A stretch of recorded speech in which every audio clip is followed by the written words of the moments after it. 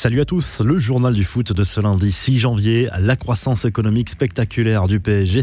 Selon le média Forbes, le club parisien a connu une croissance de valorisation de près de 1000% durant la dernière décennie qui a vu l'arrivée du Qatar. Le PSG est désormais estimé à 1 milliard d'euros et selon un site spécialisé sur la valeur des joueurs, la valeur de l'effectif parisien est sensiblement la même, environ 1 milliard d'euros pour les 29 joueurs sous contrat. Kylian Mbappé est le joueur qui a la plus grosse cote sur le marché, bien sûr, environ 200 millions d'euros. Le ras-le-bol de Mario Balotelli, à nouveau visé par des insultes racistes dimanche en Serie A.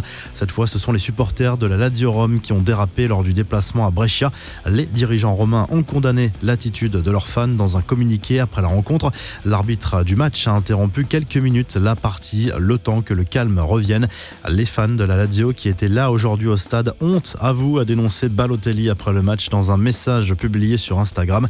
Quelques infos en bref, la statue de Zlatan Ibrahimovic n'aura pas résisté à un nouvel acte de vandalisme ce week-end après le nez découpé, les tags et les dégradations en tout genre. Cette fois-ci, seuls les pieds sont encore sur la structure. La statue située sur le parvis du stade de Malmö est à terre. Ce nouvel acte de représailles fait suite à l'investissement d'Ibrahimovic dans le capital d'un club rival à Marby. L'OM n'échappe pas aux critiques après avoir gardé sa moitié de recettes après le 32e de finale de Coupe de France contre Trélissac dimanche.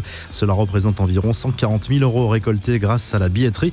Traditionnellement et dans la plupart des cas, les clubs de Ligue 1 laissent leur part aux clubs amateurs. L'OM qui a justifié cette décision dans un communiqué expliquant que la plupart des supporters présents en tribune étaient des fans marseillais.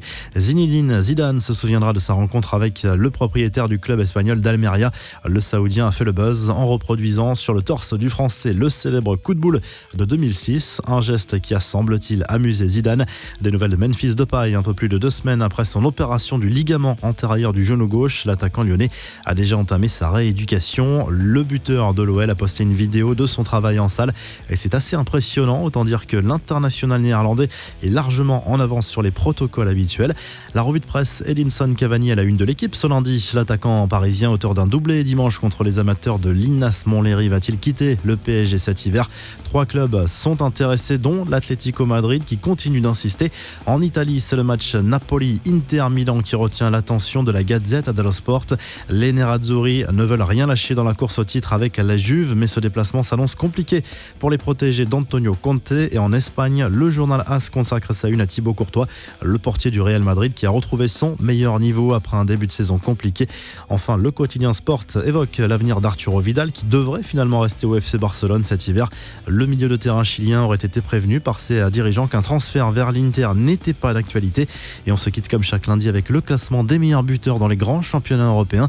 Et à très vite pour un nouveau journal du foot.